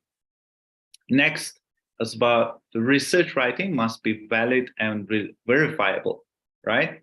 That's why, in fact, in many cases, some journals ask for the DOI or the direct links to your sources. Even though in APA 7, they don't want this anymore, actually, but in APA 6, we had this, that we have to provide the DOI number or direct link. That's because they wanted to actually click on the source to see that that website actually exists, or whether they want to read more and verify the information, right? So what we need to do, we need to make sure that what we provide is verifiable, is very accurate, right? And we always cite the original version, not cite something that is cited by someone else. And the next one is about empirical. That means our discussion and conclusion, especially our conclusion, is based on the evidence from our data analysis, right? That is also a common problem in scientific writing or research writing, because I noticed the discussion is written, but actually the points mentioned in the discussion and conclusion is not based on the findings of the study, it's based on the findings of other studies, right? This is not what we can do. What we need to do is only talk based on the findings of our own study. And last but not least is the critical aspect. That means we try to write in as much critical as possible. This critical means don't just summarize, yeah? Try to use critical approach in the way that you summarize the information, or argue, you summarize the arguments about the studies and all that. So always try to look into the pros and the cons, positive, negatives, try to use a balanced approach in reporting all, and things like that. So I think this we can apply into both research and the writing of research. That has to be rigorous, systematic, valid and verifiable, empirical, and critical. Okay, and with that, we come to the end. And here is my channel on YouTube, and here is Telegram channel. So I'm open for any questions, Q&A. Thank you, Miss Nina. Yes, thank you, Dr. Mansur. It was very insightful talks. For me personally, I really learned a lot, especially about how we can choose, you know, a certain word that we can use for our article writing. That is very useful, I think. And also the press.manchester.co.uk, it's very valuable as well for me personally. All right. Tadi Mr. Mansur sudah menjelaskan tentang materinya, ya. Oh, thank you so much. You send the link as well. Tentang scientific article writing, dan saya ingin mengundang Bapak Ibu semua yang hadir pada forum ini untuk memberikan pertanyaan. Jika ada, bisa menggunakan bahasa Indonesia ataupun bisa juga menggunakan bahasa Inggris. Jika memang ingin bertanya dalam bahasa Indonesia, nanti kemudian akan saya bantu untuk menerjemahkannya. Silakan yang ingin bertanya. Oke, ada Nahda Faizah Harahap. Alright, please Nahda.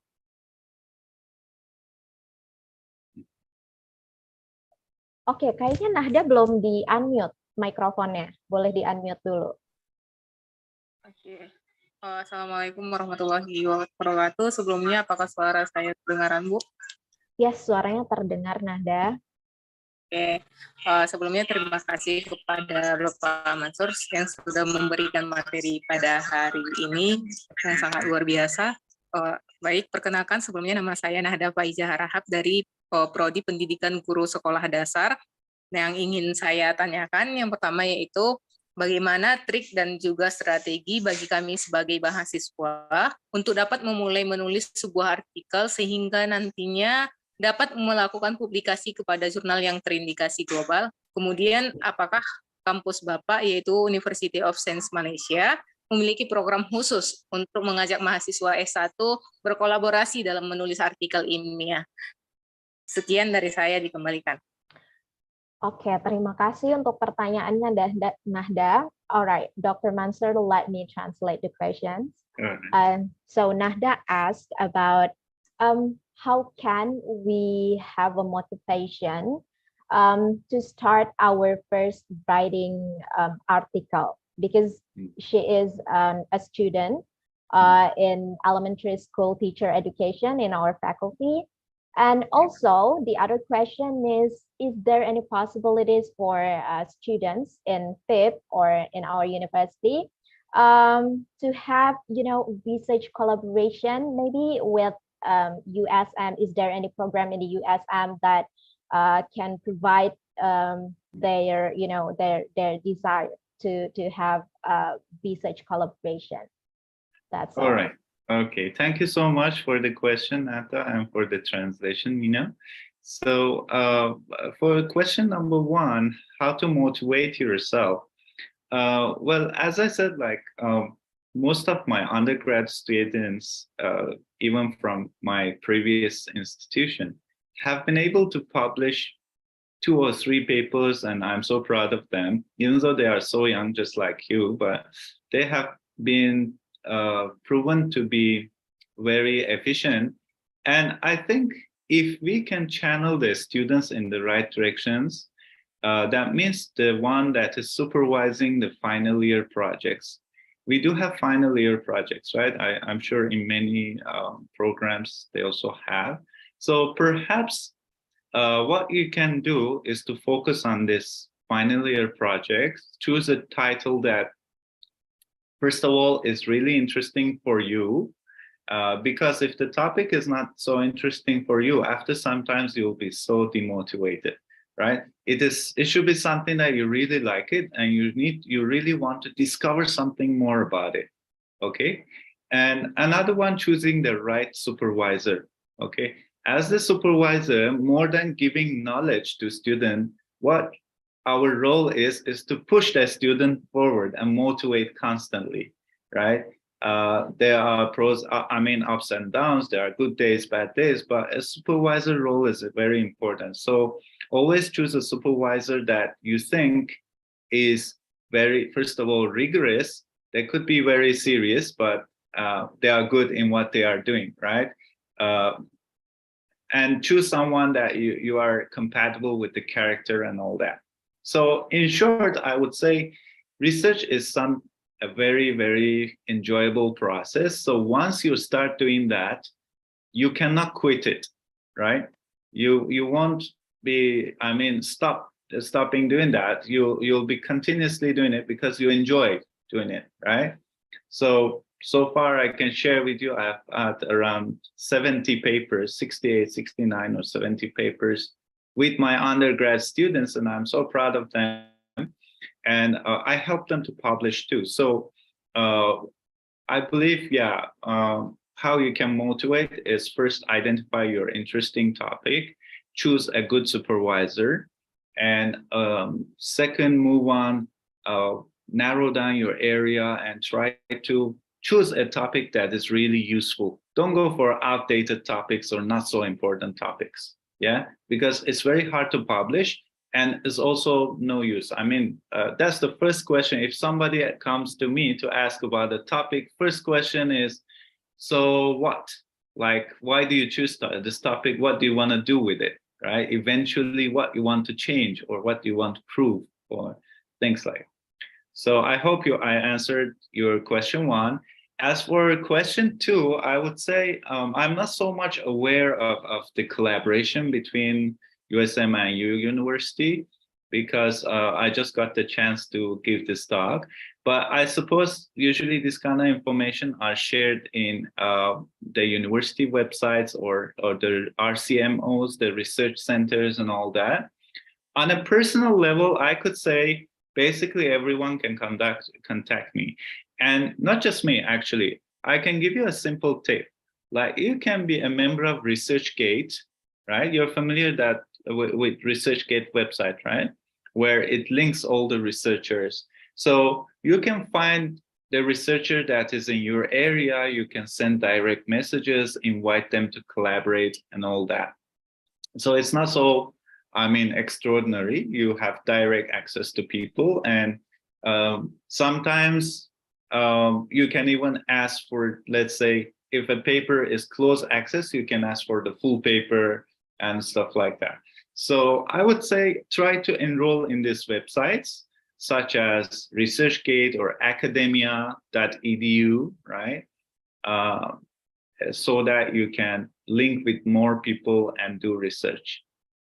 Okay, did I answer your questions? I think so, Dr. Mansur. Right. Okay, let me translate to Nahda. Alright, jadi Nahda, katanya Dr. Mansur, apa yang bisa mendrive kita untuk termotivasi ya untuk melakukan riset itu adalah kita harus punya topik yang cukup menarik dengan kita. Jadi kita perlu memilih topik yang menarik karena dengan topik yang menarik itu pasti akan membuat kita semakin tertarik untuk mengetahui lebih lanjut tentang isu-isu tersebut gitu ya. Kemudian yang kedua adalah mengenai apakah ada program di USM yang bisa apa ya Nahda tuh tadi bisa nggak sih kita kerjasama gitu kan, ya kan melakukan research collaboration dengan mereka. Tadi Pak Mansur bilang bahwa tidak ada program yang spesifik gitu ya. Sebenarnya kalau kita mau melakukan riset kolaborasi itu kita bisa mencari di berbagai platform. Contohnya itu ada ResearchGate namanya ya. Nanti bisa di Google apa itu ResearchGate. Nanti Nada bisa buat account-nya, and there are so many research paper di sana, bahkan yang misalnya misalnya tidak gratis dan tidak bisa kita baca, kita bisa email atau bisa kirim pesan dengan si penulisnya itu melalui ResearchGate atau meng-email secara langsung gitu. Jadi caranya adalah untuk bisa melakukan riset kolaborasi sesimpel kita bisa menghubungi mereka dan mengajak mereka gitu. Semoga bisa terjawab ya Nada ya. Baik Bu, sangat menjawab. Terima kasih kepada Ibu dan Pak Mansur yang telah memberikan motivasi dan juga kolaborasi yang sangat mungkin kedepannya mendukung bagi kami mahasiswa khususnya PGSD UNIMED. Terima kasih. Alright, oke, terima kasih juga Nahda. Baik Bapak Ibu, jika masih ada pertanyaan untuk Pak Mansur seputar tentang penulisan artikel ilmiah atau mungkin juga mau bertanya tentang publikasi di jurnal-jurnal Scopus juga boleh, saya persilahkan. Okay, there's one question right here from direct message to me directly, Mr. Mansur. Jadi katanya, he asked, how can we find find a certain journal that is really fit with our research topic? Okay. You know, because so many journals that is indexed by Scopus, and we need to find which one is the best for our article and what is the strategy. Okay, thank you. It's again very good question. What we can do is we go to scopus.com, right? And they have filters, right? For example, for certain keywords or certain areas, certain disciplines. So if you narrow down all this, click on this, then they will take out a few journals. So eventually you will be left with maybe 3-5 journals, then you can look into it. So my suggestion is always go to the scopus.com website and filter the journals there. You can actually narrow down your search, right, by clicking on certain items to narrow down. Another one good platform that I mentioned just now is Simago JR, if you are familiar. I'm not sure if everyone's familiar with that or not. So perhaps I copy the link to that one as well. Again, that's also a free website that we can check our journal names. So there also, the other good thing is that in Simago JR, you can have direct access to the link. So you just click on the word home, journal home in Simago JR, and it will take you to that journal. So if I want to summarize my answer to this, first of all, make sure that the keywords that you search is accurate and is very relevant. Sometimes the keyword we use is so big or so narrow, we miss some journal scope. So we can narrow down this in our research. Moreover, you can also consider the location of the journal as well, right? Perhaps for those publishing in journals, like for you in Indonesia, maybe is easier than other countries. So you can just go to the website of journals and make sure what are your standards or criteria for choosing that. Sorry, I made it too long. I forgot that you need to translate sometimes. Okay. It's okay. Jadi let me translate to the participant first, Mr. Mansur. Jadi Bapak Ibu, caranya kita untuk memilih jurnal yang tepat itu sebetulnya adalah kita bisa melihat di website Scopusnya itu sendiri gitu ya. Kemudian nanti kita tinggal pilih topik artikelnya yang tepat itu apa yang sama dengan kita. Nanti kemudian kita bisa lihat skopnya apakah sudah sesuai atau belum. Atau juga bisa tadi melalui website skimagogr.com tadi sudah dikirimkan oleh Pak Mansur di chat kita. Alright, semoga penjelasannya Pak Mansur tadi cukup bisa dimengerti ya oleh Bapak Ibu dan kemudian penjelasan saya juga bisa dimengerti gitu. Alright, Mr. Mansur, there is another question as well. Here is from Chandra.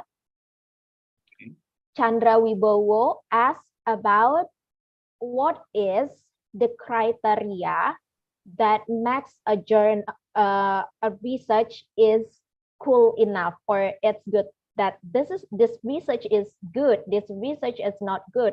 What makes it, the criteria of it until we can say that it is good or it is a good research? All right, very good question. For that, maybe I share my screen again. So I want to open this site. Okay, so let's say we want to search a journal name, right? Here, let's say we want to search this random journal that it just came to my mind. Okay, all right, this is not there. Okay, sometimes it cannot find. Let's say education, search the word education. Okay, so you can see when you search the word education, you will have all this. Like this one is from Sage Publication, educational researcher, right? So the factors that you can look in order to say the quality is good or not, the quality of the journal is usually these factors. First of all, if the journal name appears in scopus.com or is updated in Simago JR, means they are Scopus index. So there's no need to worry about quality so much. But if you want to know how good they are, you have to look at this one, right? So of course, Q1 means better than Q2, Q2 better than Q3, Q3 better than Q4, right? But as long as it has assigned to a quartile, means it is good enough. What Q means actually quartile means top 25%, top 50%, top 75%, top 100%. Okay, so the lower the Q means Q1 better than Q2, Q3 better than Q4, right? That's one simple way for you to know.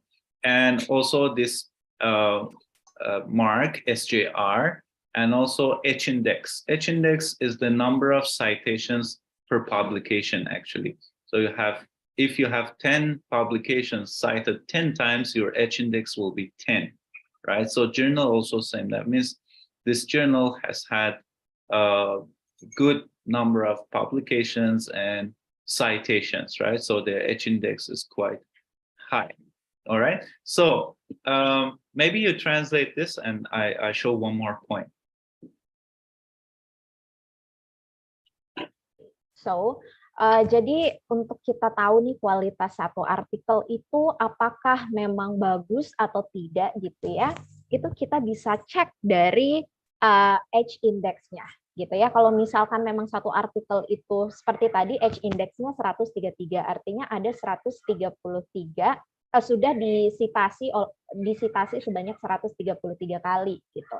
Nah, berarti ini jurnalnya sudah banyak yang mensitasi, artinya kualitasnya sudah cukup bagus gitu. And then maybe you can continue. Yes, and also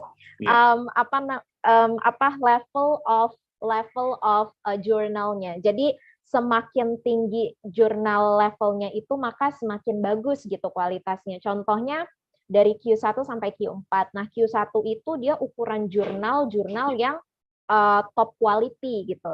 Nah, daripada Q2, Q3, Q4 dan seterusnya gitu. Alright, Dr. Mansur, maybe you can continue. Okay, so maybe one quick tip that is that when you go to the Semoga JR or Scopus, always go to the website from this link. These kind of links. That because sometimes, unfortunately, there are some predatory journals, the fake journals that create, the versions of the original journal. So the original journals link are usually listed on the Scopus.com itself or Semoga JR. So basically, you go to the homepage of journal from this Semoga JR database. Please pay attention that Semoga JR is not a publisher or is not a journal. Okay, this is a database for saving information and ranking the journals, actually. All right. Yeah. Oke, jadi tadi cara yang kedua kita bisa masuk ke Skimago, terus nanti kita bisa cek dari homepage-nya, dari jurnal-jurnal yang tadi kita pilih gitu ya, bagaimana peringkatnya kemudian. Nah, itu caranya bisa seperti itu ya Bapak Ibu ya. Nanti mungkin kalau misalkan ada pertanyaan lanjutan, bisa dituliskan saja, dan nanti kemudian akan saya tanyakan lebih lanjut kepada Pak Mansur, because due to the time, but there is one more question from Mr. Takwin. I'm sorry. It's okay. Is it okay? All right. Yes, sure.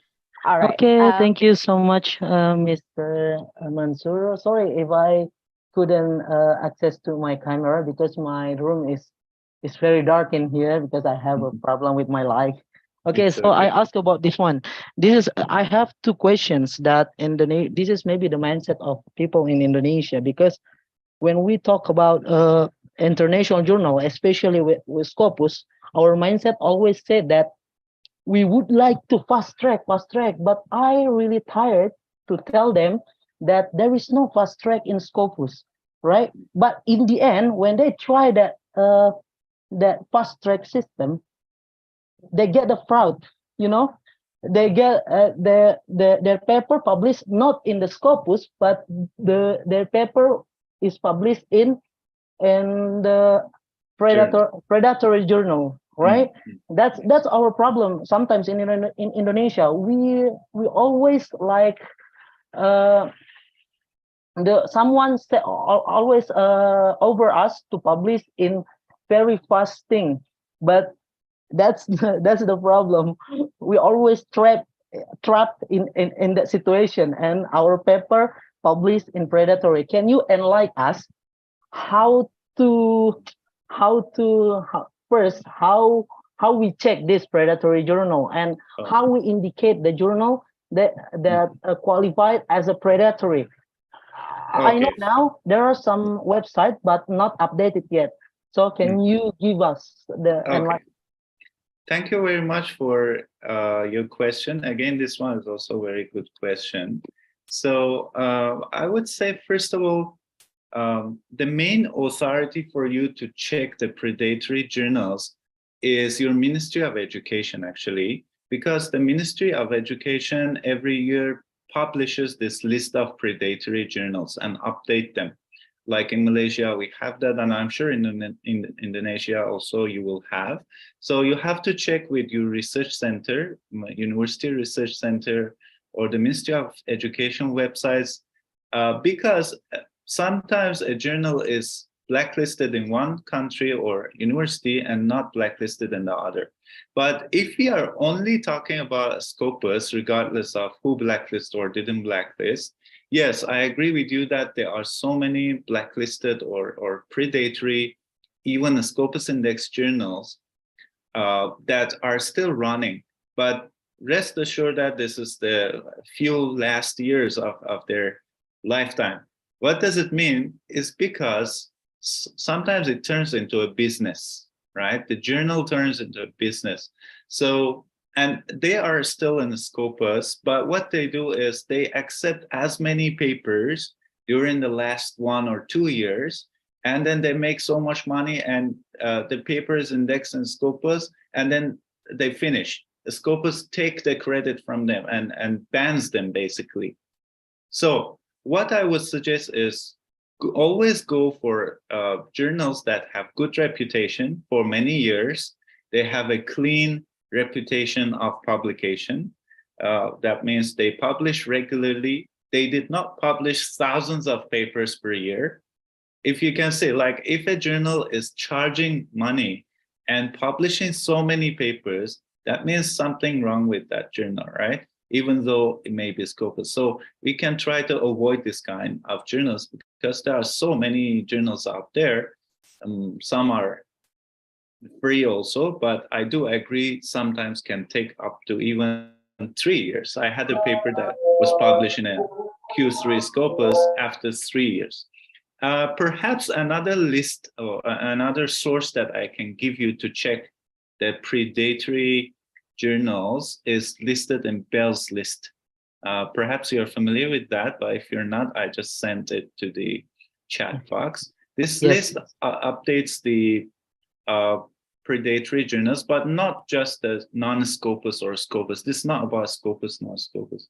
Just like the journals whose practice is not so ethical, right? Sometimes there is corruption or money involvement, charging so much or this kind of thing. Actually, I need to also add this. When a journal charges APC, article processing fee, does not mean the journal is predatory, no. Because journal also needs some maintenance fee, right? To pay for the website, to pay for the infrastructure, I mean the equipment or whatever that they would need, but that's not gonna be so much, right? So what I mean is, if you notice a journal that publishes hundreds of papers per issue and charges 1,000 USD, definitely something fishy with that journal. Okay. Thank you so much, sir. You're welcome. It's very enlightening. All right, thank you, Mr. Chapin, for the question, and also thank you, Dr. Mansur, for the explanation. It's very useful one, that website, and also your explanation. There is one more question. Can I just ask? Sure, now? No problem. I can answer until tomorrow morning. No problem. Oh my God. Oh my God. Yeah. That's really kind of you. All right, there is one question from Salsabila Hasiana. She's a lecturer from PG PAUD, one of our study program in our faculty. She asked that she has 2 book reviews that was published by the Scopus. Is there any possibilities for her to have a reference for creating a Scopus ID from that publication? Oh, yes, yes. If your books or publications are not captured in the Scopus, you can actually write to scopus.com. There's a platform on scopus.com that you can communicate, and they will reply within 2-3 weeks, I suppose. Because this happened to me before, like one of my papers was not captured, but I had to communicate with them and send them the evidence and all that, the links, then they include it. So just go to the scopus.com and apply for that, because you cannot add that manually. It has to come from them, you know.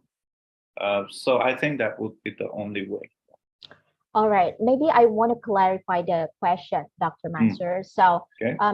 she asked that, is there any possibilities for her to have a Scopus ID if her books has been, you know, published on Scopus? So after her books published on Scopus, is there Of course, so yes. of course after that she got a Scopus ID? Yes, yes, of course. Anyone who publishes at least one Scopus publication will get Scopus ID. It will be on the left side, and you can see that. But you will need to log in probably to see your ID. All right. So definitely you will have you'll have an ID when you have minimum one publication. It doesn't matter, it's conference proceeding, paper, book, whatever. Books. All right, all right, all right. So it's pretty clear now for Salsabila that you could have a Scopus as ID as well. Thank you, Ms. Nina. Thank you, Mr. Mansur. You're welcome. All right. So just that sometimes the papers or the reviews, whatever, are not captured in the Scopus. If you see it's captured in the scopus.com, definitely you have a profile because your name is there. So when you click on your name, there's ID, there's name, everything. All right. So you need to make sure Salsabila and go to Scopus website after this. All right. All right, Dr. Mansur, it's the time limit. So we need to end our talks, these interesting talks. I personally really enjoy and learn a lot from your presentation. And before we end this talk, I would like to invite you to receive a certificate of appreciation from all of us here in Faculty of Education. I will invite Mr. Wahyu. Pak Wahyu, maybe you can help me. All right, this is the certificate of appreciation.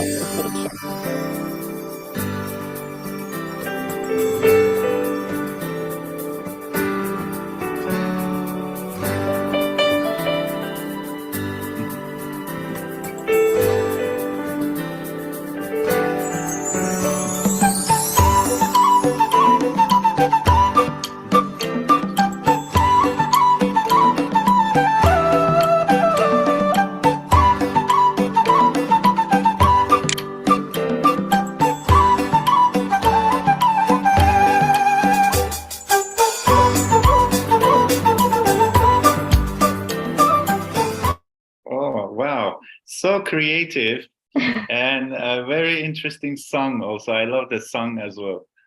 All right, you want the song? I will send it to you by WhatsApp. All right. Yes, yeah. Please do send me this video. It's very interesting. All right, will do. All right, so creative. Thank you so much. Yes, thank you so much, Dr. Mansur, for your willingness to be our speaker and also share a lot of useful things this afternoon. We are very happy and looking forward to the other collaboration. All right. Sure. Thank you so much once again, Ms. Nina, for inviting me, having me today. And I would like to thank all your committee members or your colleagues and also your faculty for organizing on all this. And sure, I'll be open for any personal research collaboration. If anyone is interested, they can approach me. Yeah, and I wish you all the best and good luck and good health for you in the future. All right, thank you, Dr. Mansur. We wish you all the best in the future. Thank you so much. Baik Bapak Ibu, sekian presentasi dari kuliah umum kita pada siang hari ini. Saya kembalikan kepada Ibu Lala Jelita Ananda sebagai MC. Terima kasih, Bu Lala. Terima kasih Bu Nila Priya Damayanti. Thank you Dr. Mansur. Para hadirin yang kami banggakan, sampailah kita pada akhir acara. Atas dukungan penuh yang telah diberikan, kami ucapkan terima kasih sebesar-besarnya kepada Dekan dan jajaran Wakil Dekan Fakultas Ilmu Pendidikan Universitas Negeri Medan, fungsionaris jurusan di lingkungan Fakultas Ilmu Pendidikan Universitas Negeri Medan, Ketua dan Sekretaris Umum HDPGSDI, Ibu Dr. Widya Karmila Sari Ahmad MPD, dan Bapak Farid Ahmadi Eskom MKom PhD, Keynote Speaker Public Lecture, Dr. Mansur Amini from University of Science Malaysia, Bapak Ibu dosen dan adik-adik mahasiswa seluruh peserta kuliah umum pada siang hari ini, dan tak lupa pula kami ucapkan terima kasih sebesar-besarnya kepada panitia atas kerjasama hingga terlaksana kegiatan ini. Selanjutnya, saya selaku pembawa acara memohon maaf atas segala kesalahan dan kekurangan selama memandu acara. Pada Allah Subhanahu wa Ta'ala saya memohon ampun. Kalau ke Medan, jangan lupa singgah ke Danau Toba. Kepada jajaran pimpinan, narasumber, dan para hadirin sekalian, semoga kita dapat berkumpul kembali di berbagai kesempatan untuk memajukan pendidikan. Assalamualaikum warahmatullahi wabarakatuh. Selamat sore.